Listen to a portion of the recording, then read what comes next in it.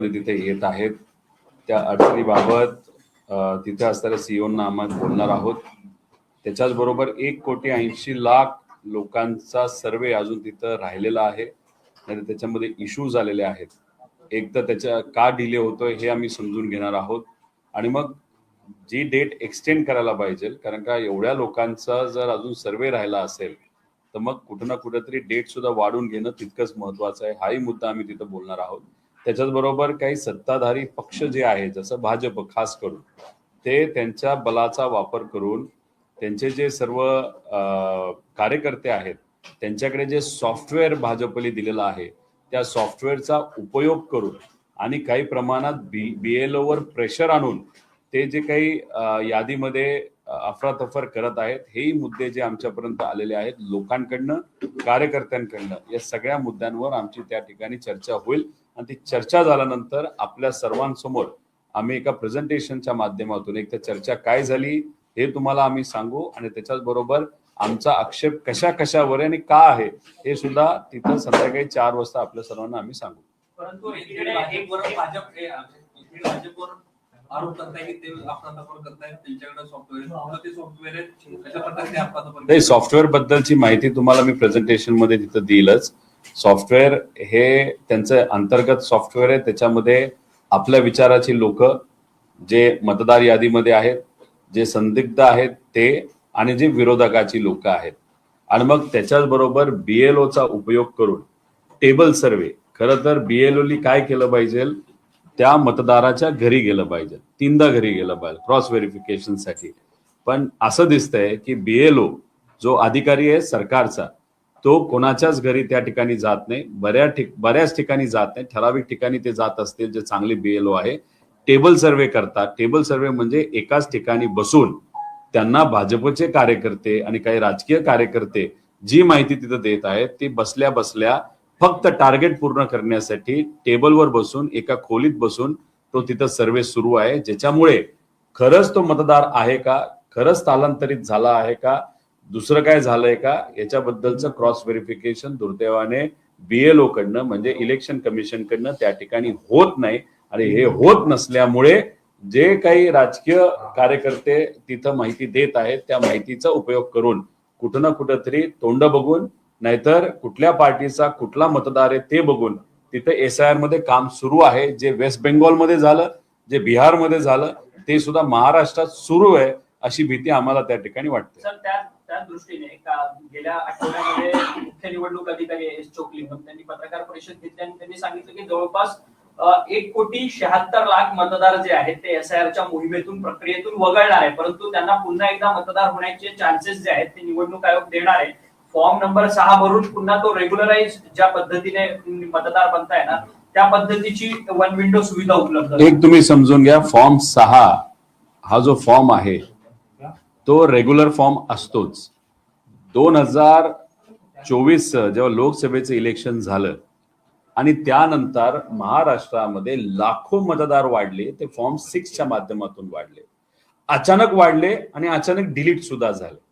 त्याच्यावर तुम्ही बघितलं असेल, आम्ही प्रेझेंटेशन घेतलं होतं, तो मुद्दा आम्ही मांडला होता की शिरूरमध्ये एक उदाहरण दिलं होतं, एकाच खोलीमध्ये 1000 लोक राहतात असं तिथं दाखवलं होतं. मतदान झालं, पण मतदान झाल्यानंतर ती लोकही सापडली नाहीत, काही नाही. तर फॉर्म 6चा उपयोग करून इलेक्शनच्या आधी मोठ्या प्रमाणात असे अनऑथोराइज मतदार त्या ठिकाणी वाढवले जातात, डबल वाढवले जातात, आणि त्यालाच आमचा तिथं आक्षेप आहे. त्यामुळे हे फॉर्म 6चा उपयोग करून हे राहिलेले 1,80,00,000 हे कसे ते रेग्युलराइज करून घेणार आहेत, नाही तर त्यातले जे जेन्युइन वोटर्स आहेत त्यांना ते रेग्युलराइज कसं करणार आहेत हे आम्ही तिथं समजून घेणार आहोत. आणि आमचं मत आहे की महाराष्ट्रामध्ये लोकसभा, विधानसभा याला 3 वर्ष आहे, आणि मग 3 वर्ष असताना सुद्धा एवढा खटाटोप काय की एवढ्या दिवसातच हे झालं पाहिजे, तेवढ्याच दिवसात झालं पाहिजे, ह्याला हे टार्गेट, त्याला ते टार्गेट कमी दिवसाचं दिल्यामुळे हे बाकी पक्षाच्या कार्यकर्त्यांचा मदत घेऊन हे BLO नको ते काय कामं त्याच्यामध्ये त्या ठिकाणी करत आहेत. आणि तेच कुठं ना कुठंतरी लोकशाहीला धोकेदायक होऊ शकतं, संविधानाला धोकेदायक होऊ शकतं. जो संविधानाने आपला मतदानाचा हक्क दिलाय, बऱ्याच लोकांचा तो हक्क या महाराष्ट्रामध्ये जाऊ शकतो, हे आमचं सगळ्यांचं मत आहे. पुन्हा गोंधळ, पुन्हा परीक्षेमध्ये घोटाळा अशा पद्धतीचं काल पाहायला मिळालं. हायकोर्टाची परीक्षा होती त्याच्यात सगळा सावळा गोंधळ होता. हायकोर्टाची टायपिंगची जी परीक्षा काल तिथं घेण्यात आली, एक तर प्रायव्हेट कंपनीला ते काम दिलेलं आहे.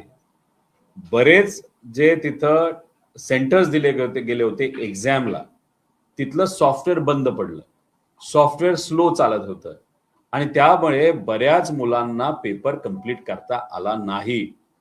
आणि त्याचमुळे तुम्ही बघितलं असेल छत्रपती संभाजीनगरमध्ये काही मुलांनी आंदोलनं केली, ठिकठिकाणी तिथं आंदोलनं केली आणि मग त्या आंदोलनं जी झाली आहेत ती खरी आंदोलनं आहेत. खऱ्याच अर्थाने त्याच्यामध्ये प्रॉब्लेम झालेला आहे.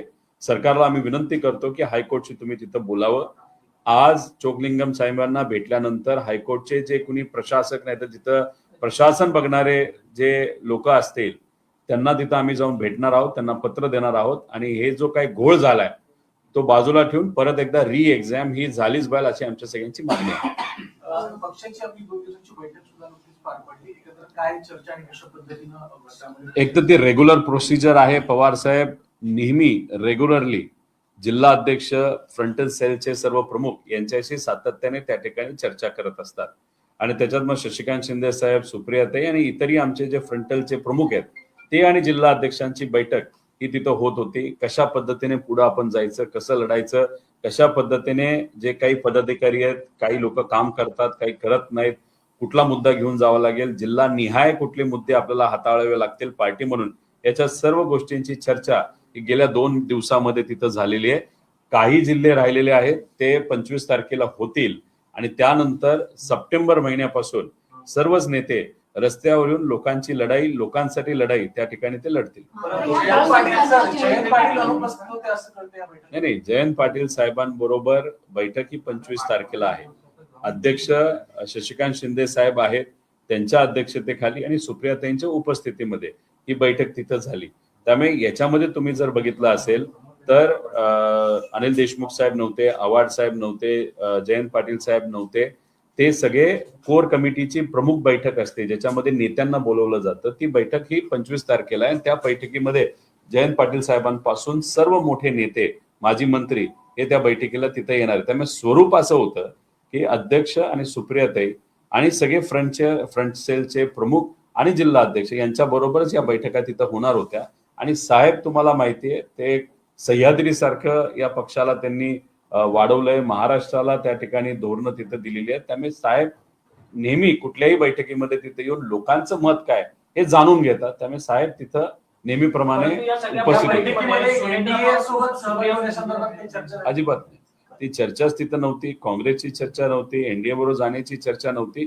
पक्ष कसा आपल्याला अजून स्ट्रॉंग करायचा याच्याबद्दल 99% चर्चा त्या ठिकाणी झालेली आहे. थोडी लाच शिल्लक असेल तर माफी मागा असं अमित शहा म्हणत आहे. काँग्रेस नेत्यांना वंदे मातरम या गाण्याचा तुम्ही अवमान केला आणि त्यामुळे जर लाच शिल्लक असेल तर माफी मागा असं वक्तव्य त्यांनी केलं आहे. राजस्थानमध्ये भाजपच्या एका कार्यक्रमामध्ये आपल्या देशाचा झेंडा हा उलटा लावण्यात आला होता असं आम्हाला कळालंय आणि तिथं सुद्धा वंदे मातरम हे जे लावण्यात आलं होतं ते चुकीचं लावलं होतं, चुकीचं गाणं होतं, चुकीची टोन होती. पण मला असं म्हणायचंय आधी भाजपली माफी मागावी त्यांनी केलेल्या चूकची आणि मग इतर लोकांना त्यांनी त्या ठिकाणी ज्ञान द्यावं. सर याच सगळ्या इलेक्शन कमिशनच्या याच्यावरती पुन्हा येतं. खरं तर अनेक बनावट जात प्रमाणपत्र जी आहेत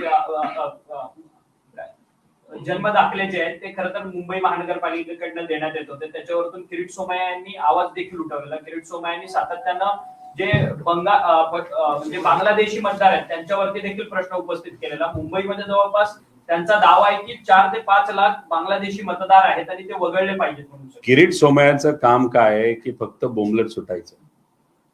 त्यांनी काय केलंय की वेस्ट बेंगॉलमध्ये एक जे परसेप्शन तयार केलं होतं की बांगलादेशी लोकांचं मतदान तिथं रजिस्टर्ड आहे ते फक्त फास होता. खरं तर नावं बघितल्यानंतर क्रॉस व्हेरीफाय केल्यानंतर तिथं कुणीही बांगलादेशी सापडलेलं नाही. पिंपरी चिंचवडमध्ये सुद्धा एका प्रायव्हेट व्यक्तीला मदत व्हावी म्हणून एक वसाहत होती, ती पूर्ण वसाहत तिथं पाडण्यात आली.